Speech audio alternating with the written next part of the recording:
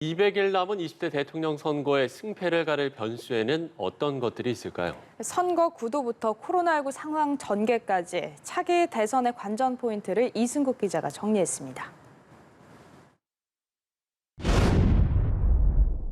결국 구도가 승패를 가른다.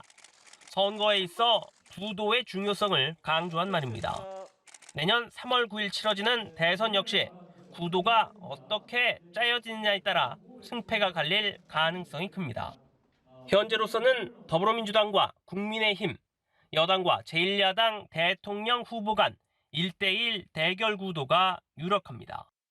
2012년 대선 때와 비슷하게 진보와 보수 진영의 총력전 양상으로 전개가 점쳐지는 가운데 이른바 제3지대가 변수로 떠올랐습니다.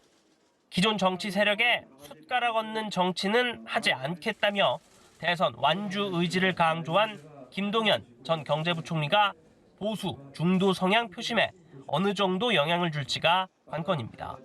정치판 자체를 바꾸고 정치 세력 교체를 주장을 했습니다. 또는 새로운 정치 세력을 규합을 해서 반드시 완주할 것입니다. 국민의힘과 합당 결렬을 선언한 안철수 국민의당 대표의 독자 출마 가능성도 국민의힘 입장에서는 악재로 꼽힙니다. 더불어민주당으로서는 정의당 심상정 의원의 네 번째 대권 도전 선언이 미칠 영향에 촉각을 곤두세우는 모습입니다. 지난 19대 대선에서 6.2%의 득표율, 약 200만 표를 얻은 심 의원이 이번 대선에서도 비슷한 성적표를 받아들 경우 1대1 구도에서 승리하긴 쉽지 않습니다. 이들이 과연 얼마만큼을 득표할지에 따라서 1대1 구도가 마련된다고 해도 어떤 영향을 미칠지는 굉장히 긴박한 초박빙 국면으로 가면 중요한 변수가 될 것으로 보입니다. 코로나19 상황이 어떻게 전개되느냐도 대선 승패에 영향을 미칠 변수 중 하나로 들 수 있습니다.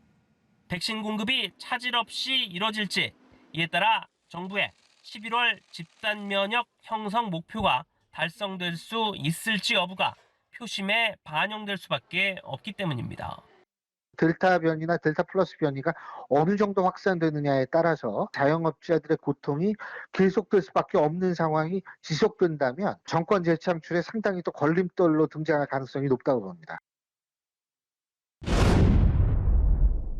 이례적으로 임기 말에도 40% 안팎을 기록하고 있는 문재인 대통령의 국정 지지율이 유지될지 여부도 관심입니다. 문 대통령의 지지율 추이에 따라 여야 주자 모두 대선에 임하는 전략이 달라질 수밖에 없습니다. 여권 후보들은 문 대통령의 지지율이 40%가 유지된다면 대통령 마케팅을 할 수 있겠고, 야권 후보들은 그만큼 높은 문 대통령의 지지율이 부담 또는 위협이 될 수 있을 것으로 보입니다.